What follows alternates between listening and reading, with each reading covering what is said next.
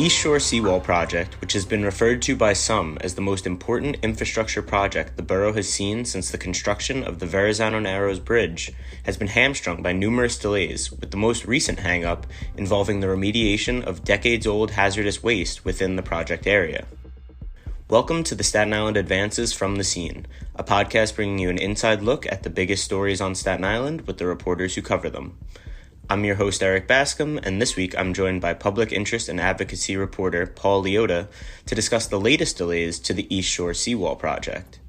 Thanks for joining me today, Paul. It's been a busy couple of weeks and months, really, for all you New York politics reporters out there. So how you holding up?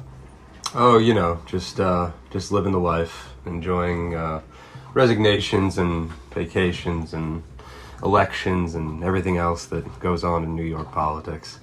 Yeah, it's been a bit of a hectic. I mean, really, since May or June, it's been pretty nonstop between, like you said, elections, resignations, new COVID mandates. That's always fun. So we're hopping back into that. So you have been very busy, I know, but I'm excited that you were able to take some time to speak with us today. So first, let's give the listeners some background info on this project before we jump into all those delays we were talking about. So can you tell me when this project was first announced and what kind of prompted the decision to approve it? For sure. I mean, that is kind of as with most things with this project, that is a loaded question. So, flooding problems related to storms on the East Shore date back to, as far as I know, at least the 1930s. My family's been down here since then. It used to be like a summer home situation, but there was a couple storms in the 1930s that my grandfather used to talk about that were pretty bad. Then from the 50s to the 70s, there's a series of storms. There is a congressionally funded research effort into a project similar to this. But then in the late 70s, the city had all its financial problems, city going bankrupt, that kind of thing. Thanks, Bob Moses. And that kind of got put on the back burner. I think the exact word the federal government uses is that it was deferred, yes. Then in the early 90s, there is another series of storms that leads to a congressional feasibility study in 1993, and that is for what is officially known as the South Shore of Staten Island, New York Coastal Storm Risk Management Project, but more commonly known as the East Shore Seawall. So that's a whole other layer of this, is that when we look at Staten Island on a globe, it's what we call the East Shore, the federal government calls the South Shore. And this goes back to the early 1800s. So the East Shore was called Southfield, the South Shore was called Westfield, the West Shore was called Northfield, and the North Shore, because nothing could be consistent, was called Castletown. So the actual arrangement of Staten Island in relation to the map and the globe kind of affects this. But so 93, they approved the study. There is a risk assessment in 95. Everything kind of gets put on hold for about 15 years, and then Hurricane Sandy happens in 2012. Now, Hurricane Sandy decimated the East Shore worse than any of these storms before, by far. I think on average it was 3 to 5 feet. Normally what people would get in terms of storm surge, but this was, and I'm about half a mile from the water. I think we had 11 feet was the official tally. So it was a lot worse than what had been seen before. So then we get funding from two acts. One was taken from a bill in 2009, another was taken from a bill in 2013. After the storm, feasibility studies made public in 2016, and we have since been in the design phase for this project since 2017. So, like I said, a mess. Yeah, there's a lot going on there. I think a lot more than most Staten Islanders know. I think a lot of people assume that this is something where Hurricane Sandy came, wrecked the East Shore, and then everyone is it's a reactionary thing, right? It's we have to build this. We need to, bolster resiliency here. But to hear that this is, something that's going back to the 1930s or how, whenever it may be, as you said, it really puts into context how important this project is, because it's not only those those once in a lifetime type events or storms that we saw. It's also something that has been a constant problem that has plagued that neighborhood for years. So now getting into the project a little bit, I know that it's pretty complicated. It's supposed to be completed in multiple different phases. The seawall, obviously itself being built, there's supposed to be a levee, there's supposed to be some other inland drainage being built. So what exactly is this going to look like when it's all said and done, and how is it supposed to actually bolster the resiliency along that East Coast? Yeah, I mean, I think what everybody thinks of when they think of the project is this giant seawall that will run, I think it's like 2.5 miles all told, probably a little bit more actually now that I'm thinking about it, from Fort Wadsworth to about Oakwood Beach. So it's going to be a buried seawall. The project has 8 contracts in total, which is being handled by the Army Corps of Engineers. So the 8 contracts, there's 3 that are related to the seawall. Then when you get down below the Oakwood wastewater treatment plant, there's going to be a flood wall, which is going to run up from the beach to Highland Boulevard, where there will be a tidal gate. Now, this is all true of late 2020, but this has all kind of been thrown in flux, and a lot of that is related to, what we're kind of here to talk about in terms of the latest hiccups. Yeah, and so let's get into some of those hiccups as you described them. As we mentioned earlier, the project has had numerous delays throughout the years. We are still, essentially in the design phase. Construction hasn't really started yet. So when it was first announced, or when we first started really reporting heavily on this after Hurricane Sandy, we were told that the expected completion date would be in 2021, which is where we are now. Now we're hearing that it won't be completed until 2025, and that's assuming that no more issues pop up along the way, which is something that I don't think we can really anticipate at this point. So can you walk us through some of the different delays that we've seen in the past couple of years? I think that, when this first happened, Sandy, meaning this, there was a sense that, we need to get this done. Like you said, there was that sense of urgency that can kind of dissipate in politics. But it took 4 years after Sandy for the actual feasibility study to be started and for the, design phase to get underway, right? So originally that's when I think we have that 2021 completion date. Now it's taken so long for anything to get underway that the actual completion date is estimated for late 2026. So it's even late. I just checked the Army Corps' website yesterday, and yeah, they have late 2026 for their expected date of completion. Obviously, I think people who have been, affected by these storms, including local politicians who have represented the area for years, they just have a sense of just real consternation, I guess would be the right word, about any delay is just a terrible sign. And I mean, each delay is related to different things, right? There were delays related to, actually doing the work and getting it done, and that took the 4 years. But now there's new delays that are related to specifically hazardous waste remediation in Great Kills Park, adjacent to Great Kills Park, which this is where it gets real dodgy. And then there's also some current issues, and this is from Congresswoman Malliotakis, that the city is doing these separate projects related to the blue belts, but the part of the 8 contracts that make up what's commonly known as the seawall includes wetlands work, which might come into conflict with the blue belts. So there's a ton of moving parts. It's not necessarily complicated, but there's just a lot of overlap that's going on. The importance of today is to say we're committed to making sure that this gets resolved. The issue is now we need the agencies to come together and do this, and we know that there are some bumps in the road because we've seen them already. Nicole Malliotakis is the Congresswoman for Staten Island and South Brooklyn. It's just so critical that all levels of government work together at these agencies. And I think that is the most important message of today, is that we need everyone to act with urgency as we feel that this project is super urgent, and it is for all our constituents who are relying on this to reduce their flood insurance and to provide safety for future storms. So those are the current delays, and work hasn't been started on anything, but in theory, The actual, as Borough President Liotta refers to it, the meat and potatoes of the project, that is the buried seawall, work on that can start without these other issues automatically being addressed, but you won't have the full protection intended through the project. Right, yeah. So can you go a little more in depth on some of that hazardous waste issue that we're seeing? I mean, this is something that people have, known about at Great Kills Park for a while now. It's been closed for years.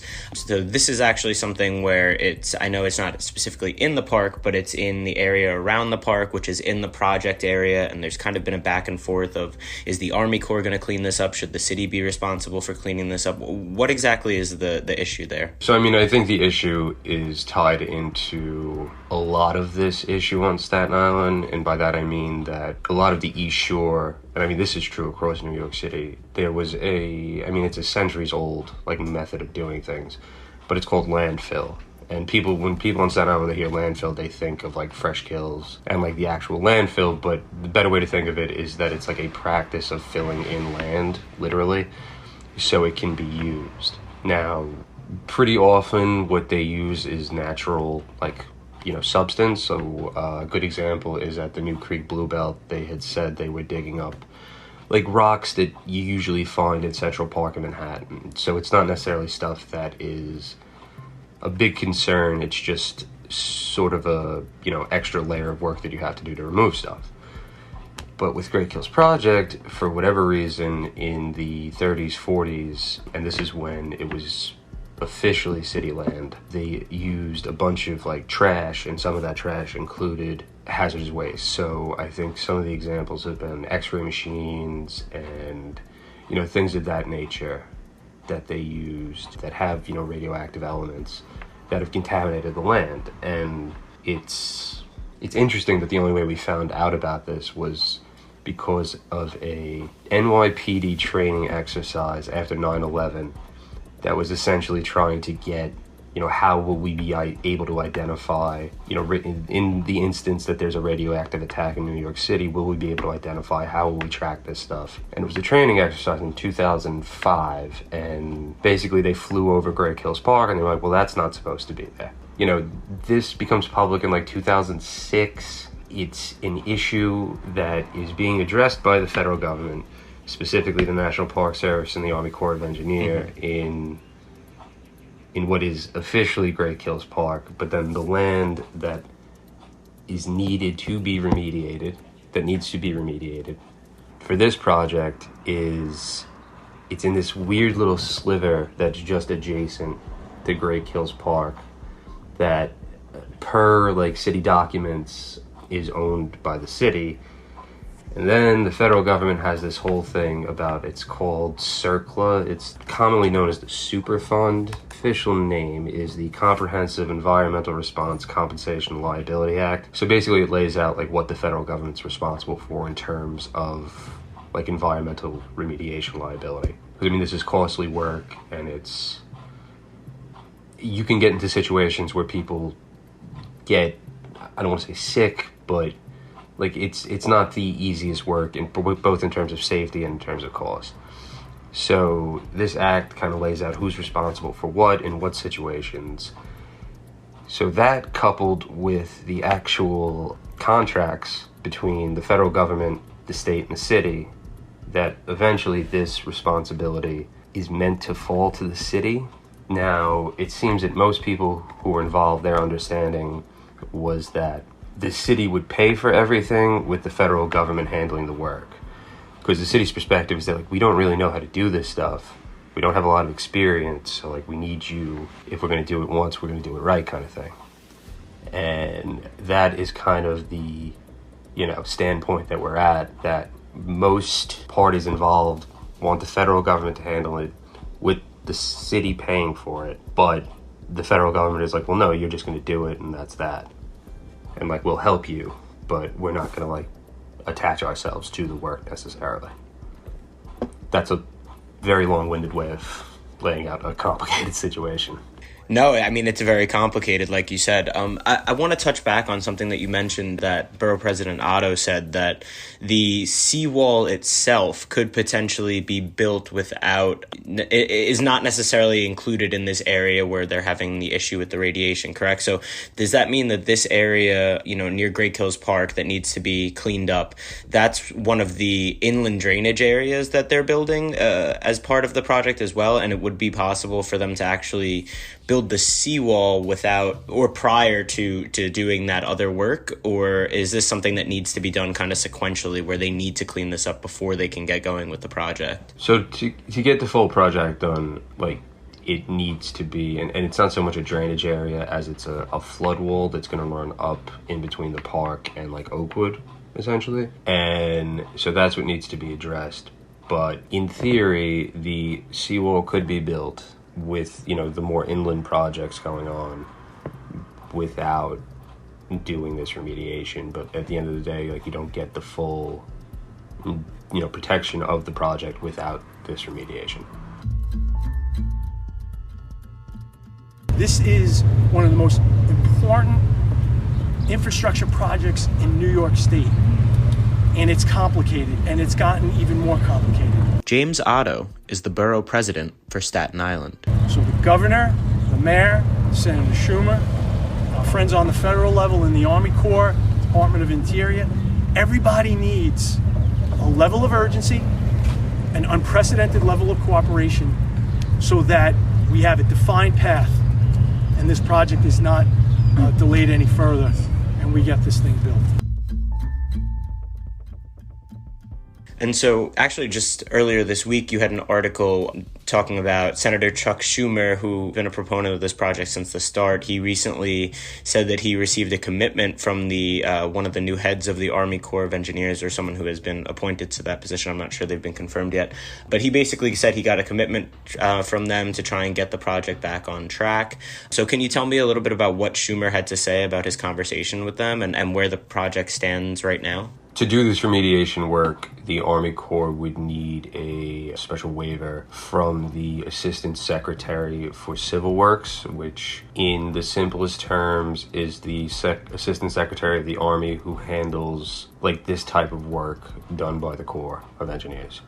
The previous, or I'm guessing, the outgoing Assistant Secretary denied that waiver, but President Biden is appointing a new Assistant Secretary for Civil Works. And yeah, Senator Schumer, who is both motivated and has like the juice, in layman's terms, to get this done, he had a conversation with the incoming Assistant Secretary, and he didn't specify as to whether the Assistant Secretary had committed to granting the waiver, but he said that the Secretary was committed to sort of getting the project back on track and, expediting it in a way that will have it done in a much more timely fashion than were it not a commitment on the part of the Assistant Secretary. But yeah, that's really what it comes down to. I think Borough President Otto has put a lot of his eggs into the Schumer basket, which, like I said, there is no one in Washington who has the same level of like motivation and juice to get this done. It's tough to say what the final decision is going to be. I know Congresswoman Liotta, she is of the position that it's kind of time for the city to get its own, ducks in a row and get everything in order and be prepared if the Assistant Secretary still chooses not to grant this waiver, which to me seems like the correct position. But yeah, I think a lot of this is riding on Senator Schumer and the new Assistant Secretary if he's willing to grant said waiver. Yeah, and so let's shift gears a little bit. You touched on this a little bit earlier, but as an East Shore resident yourself who saw kind of firsthand the devastation that Hurricane Sandy and other, such storms have brought to that community, what's it been like to cover this story, and how does it feel that this kind of project that's so important to the community has been held up by so many delays? Yeah, like I said, my family's been here in one capacity or another since, my grandfather was born in 27. I think my great-grandparents bought like our family house in 1918, probably around then. And so these are like Irish immigrants sort of thing. And he always had stories about storms. Again, nothing close to the severity of what Sandy was. But yeah, I mean, I was in college when it happened, and he was in Queens, thankfully. But we were on the phone that night, and he's telling me about, like, you know, I'd never seen it this bad. It was, you know, we had storms in the past, but it was never like this. And I remember, like, talking to friends, and, you know, our childhood church and school was St. Margaret Mary's, and they're telling me that, like, these steps that are a solid 15 feet off the ground are, like, underwater. And, you know, that was just when I think, you know, a lot of people in the neighborhood knew. They're like, okay, this is the worst we've ever seen. And I mean, that's the other thing with Sandy too. It was very much a perfect storm. I mean, there was all these different factors. The storm surge was coupled with the exact time of high tide, and which was coupled with the full moon. And it was a nor'easter and, like, the remnants of what Hurricane Sandy was. So it was all these different things that truly led to, like, this unbelievably unfortunate turn of events in terms of, you know, the storm. And yeah, when I got back, I came back a few days later. So I think it happened on a Tuesday, the storm. I was back by, like, Saturday, and I mean, I'd never seen devastation like that. It was, you know, it's something I hope I never see again, to be perfectly honest. But yeah, I mean, to people in this community, I think there's a sense that the seawall will offer this level of protection that is needed as, like, we start to deal with global warming and climate change and rising sea levels and that kind of thing. So it's definitely something people want to get done around here, for sure. Yeah, and I think you raise a great point there at the end that, you know, at a time where we're seeing natural disasters of all kinds, really all over the world, climate change playing a huge role in that. I think that this project is really probably more important than ever because, you know, we say that we'd never seen something like Sandy before, and, you know, there's fear in a lot of people that we'll see something like that again pretty soon, even though, you know, it had taken so many years for a storm like that to occur. And just the whole experience of Sandy for me was also just, it was strange because, like you said, I was actually away at college at the time. This was my freshman year, and so I was away from my family for the first time, and I heard that this storm was coming, and I wasn't really sure what to expect. And then hearing and seeing, you know, what exactly happened there, it really, you know, it shocked me and it scared me, and I wasn't sure. Like, I was trying to figure out, should I go home? Should I drive back, you know, hundreds of miles to go see my family to make sure everybody's okay, to do whatever it is. And it was just kind of a level of anxiety for me, not only, you know, seeing that happen to my hometown, but then not necessarily being there and being able to support throughout that. And so it was a scary time for a lot of people. And I know that this will at least, you know, it's not going to solve the problem. It's not going to protect us from everything, but it'll at least give people some level of comfort. I think that if there is another major storm like that, that maybe, you know, it won't be as bad as what we had seen on that day. So I think that it's something that's super important. And so let's actually talk about some of those next steps in getting this done. So we're figuring out the remediation of the hazardous wastes. So what are the exact next steps on that? And how are local elected officials feeling right now that the project is actually going to be completed by 2026 or whenever it is that they're saying now that it'll be done? Yeah, I mean, I think everybody is trying to stay as optimistic as possible. I mean, like I said earlier, particularly for people who have been in government for a long time in Borough Verrazzano and Congresswoman Liotta, when you see these kind of delays from, like, a government agency, you start to get a little leery that, like, well, what's going on behind the scenes? Is this something that people are starting to question who are higher up? So I think that is a major concern, that there is all these delays. But I mean, as of right now, I think people are just sort of pushing for a way to get everybody on the same, or back on the same page. Because, I mean, that was the thing about this, is that, so Congresswoman Liotta's predecessor, Max Rose, he was the one who kind of first got the ball rolling as he was leaving office in 2020. He, Senator Schumer, Senator Gillibrand sent the initial letter to the Assistant Secretary of Civil Works at the time, being like, well, we need you to grant this waiver, let's get this done. So there was this perception that the Army Corps was going to handle this work. Now, the Army Corps might dispute that to some extent, but enough people in, like, official capacities have shared that perception with me that it has to come from somewhere. Where it comes from in the Army Corps, that is a question that I have theories on, so I'm not going to get into theories. But yeah, I mean, I think right now the best way to do it is to, have the Army Corps to some extent handle this. I think they have a level of experience dealing with this stuff. I mean, they're literally doing the same exact work 50 feet away. Like, not even a football field. We're talking, you're doing the work right here in Great Kills Park. Just do this little sliver. But they're already doing this work, like I said, less than a football field away. Just, let's get this done. Let's, give people some peace of mind as they see, orange skies from wildfires on the West Coast every summer now. Yeah, I mean, I think there's just a level of concern, and people just want to see it get done. And I think anybody who's spent any amount of time on the East Shore, which both Borough President Liotta and Congresswoman Liotta have for a long time, I think they just really want to see this get done and get it done right. Yeah, absolutely. Well, thank you so much for joining me today, Paul. Keep up the great work, and I look forward to speaking with you again soon. For sure. Thanks so much, guys. Did you know the Dutch first established fur trading posts on Staten Island in 1613? Thank you for listening to the Staten Island Advances from the Scene. If you like what you've heard, please make sure to rate and subscribe wherever you get your podcasts, and visit silive.com for the latest on all these stories and more. Thank you for supporting local journalism.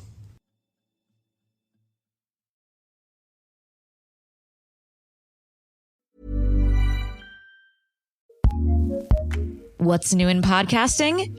Here's what we love, courtesy of Acast Recommends. Hey everyone, I'm Sarah Edmondson. And I'm Anthony Ames, aka Nippy, husband and co-host. And we're here to talk about things that are just a little bit culty. We were in a cult. We got out, and it was all captured in the HBO docuseries, The Vow. Now we're here to have frank conversations about how to spot trouble and how to recover if something culty happens to you. We are back with season 2 of our show, A Little Bit Culty. This season, we sit down with the likes of Roberta Blevins from Amazon's docuseries Lula Rich, Elizabeth Gilpin, author of the memoir Stolen, and Amanda Montell, linguist and author of Cultish, and so many more. Listen to A Little Bit Culty wherever you get your podcasts, and be sure to subscribe so you don't miss an episode. Learn more about us on Instagram or at alittlebitculty.com. Acast recommends.